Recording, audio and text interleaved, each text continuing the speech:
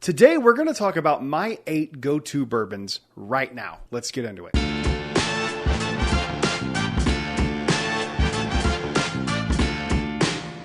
Hello everyone, welcome back to Brad's Bourbon Reviews. I'm Brad, and today we're going to talk about my 8 go-to bourbons. Some people call this like their daily drinker. Some people call this like their go-to. I call it go-to. A few reasons. You're an adult, you can do whatever you want. I personally don't drink every day. I think it's probably not the best idea, health-wise, to drink every day. But you do you, I'll do me. So I just don't like to call it daily drinkers because I don't drink daily. So these are my go-to bourbons, and I like to do this list like every 6 to 8 months because it changes. It changes with the seasons. It changes with what comes out. Preferences change. So it's just kind of fun to go take a look at what I'm pulling off the shelf from time to time and go into. So let's go ahead and get into these. These are in no particular order. First one up is a beautiful little bottle here that I'm a huge fan of.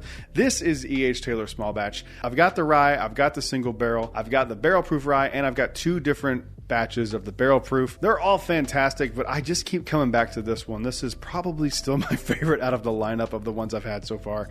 It's just a really solid bottle. I know this is hard to get in a lot of places. For me, luckily, I can get it around once a month for retail, around $55-$60. I actually have quite a few of these still that are backup bottles, so I drink on these quite a bit. My fiance loves this one too. This is one of the few bourbons that she actually loves. It's just one of those that it's like it's a go-to for me pretty regularly. Moving on to the next one. Up next, we have another bottle that I have a few of these because when these dropped in our area, I kind of went a little overboard and bought a few of these.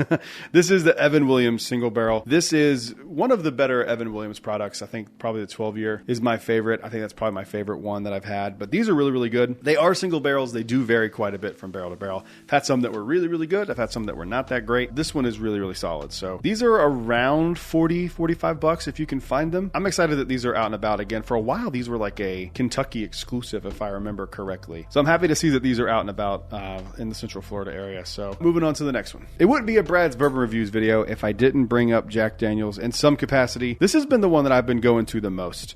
I've got some really solid single barrel picks from them, but this one right here is just really solid. It's from MDP. It's a liquor store here in Orlando, and I love this thing. Coy Hill is better, yes, for sure. But this is about as close to that flavor profile that you can get that I've had that isn't from Coy Hill. So I'm not saying this is a 1-to-1 replacement for Coy Hill, but if you live in the Orlando area, you're going to want to get one of these for your shelf. This is fantastic Jack Daniel's. Probably, I think I'm comfortable saying this. This is the best one that I've had. Now, I do have a store pick from Southern Spirits that I have not opened yet because of the date that's on the bottle. It's a sentimental family date, passing of a loved one. We're going to open it on the 1-year anniversary of her passing. So I have not opened that one yet, but Southern Spirits does great store picks. So that one could be better than this, but as far as right now, as the date of this recording, this is probably the best Jack Daniel's single barrel I've ever had. Moving on to the next one. Another one here that I know is a hard one to find for a lot of people. Again, I can get these relatively easily. I can't just walk in. They're not on every shelf. I have enough access to these that I can safely say I can get these kind of whenever I need to. Eagle Rare 10-year, one of my favorite bourbons. I went on a thing where I loved Eagle Rare, then I kind of didn't love it. I'm back on the Eagle Rare train, baby.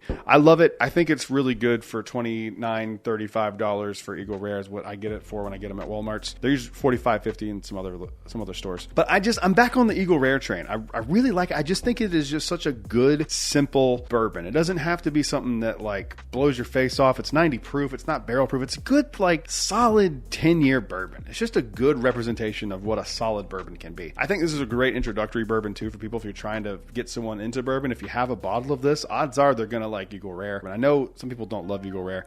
I really like it. I've really kind of gone literally a 360 where I loved it, didn't love it. Now I'm back to loving it again. So yeah, I've been drinking Eagle Rare quite a bit. I've said this before in videos. It's great in old fashions. Moving on to the next one. All right. This is a bottle of Conviction Double Oaked 1929. This is the Heritage Month tasting panel pick. I got this one. I got a few of these when I bought these. I am just gearing up. I'm trying to drink a lot more Conviction lately because I'm trying to nail down what I love about their flavor profile. So when I do my barrel pick on March 22nd, that it will go in the direction that I want it to go. This is a fantastic double oaked. I think Conviction's double oaked are really slept on. The distillery itself is slept on, that they make incredible bourbon, but their double oaked is, I think, as good as any double oaked out there. People love the 13th Colony double oaked. I think these are better. I said what I said. I've had a few different batches from 13th Colony, and every one I've had has not been as good as this one, and it's not as hard to find.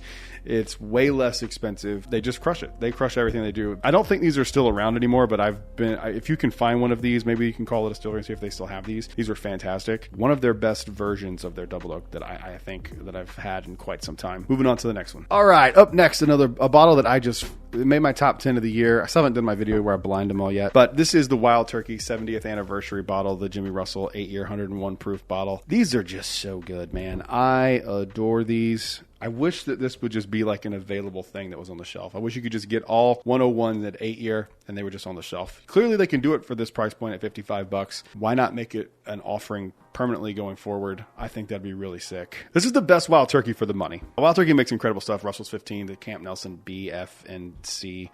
Those are all really good too. This is an exceptional bottle for $55. It's just kind of straight to the point. It's an 8-year product and it's great. And I just keep finding myself going back to these. I'm glad I've got a few of these because I just really, really, really like these. Moving on to the next one. All right, up next, this is a bottle from High West. I'm a big High West fan. I don't talk about them a ton, but I am a big, big, big fan of High West. This is going to sound stupid, but I love their bottle design so much. Blown glass is just like a great touch.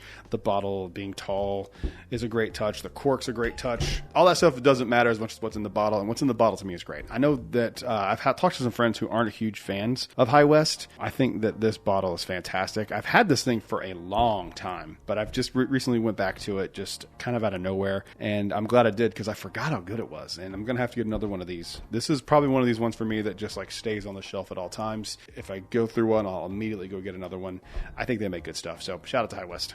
Moving on to the last one. Last one up here is a Four Roses bottle. I don't talk a ton about Four Roses, not because I don't like them, but just because it's kind of just been the same from them from a long, long time. You get the special releases from time to time, but up until this year, I wasn't able to even find one. I found one finally, and I have it, and I have not reviewed it, but I have tried it, and I'm going to save my thoughts for the review, but I do love Four Roses, and this bottle is fantastic. I got this on clearance for like $35 or something crazy. I still think I like the small batch better, but I took some time and really kind of A/B compared these, and I think I'm fine with saying that this is the best one. I really, really dig this bottle. So that's the video. Thank you guys for watching. Comment down below. Let me know what your go-to bourbons are right now. Let me know what you thought about my list. Make sure you leave a like and subscribe. And don't forget, if you were in the Charlotte area or can make it to the Charlotte area on March 22nd, 2025, I'm going to be doing a barrel pick with Southern Grace Distillery, and you are invited. Just go on Instagram and leave me a message. Let me know that you're coming so I can just get a head count, just so I can let the distillery know. So if you were interested in doing that, please comment down below. Follow me on Instagram, leave me a message, and I will see you guys on the next one.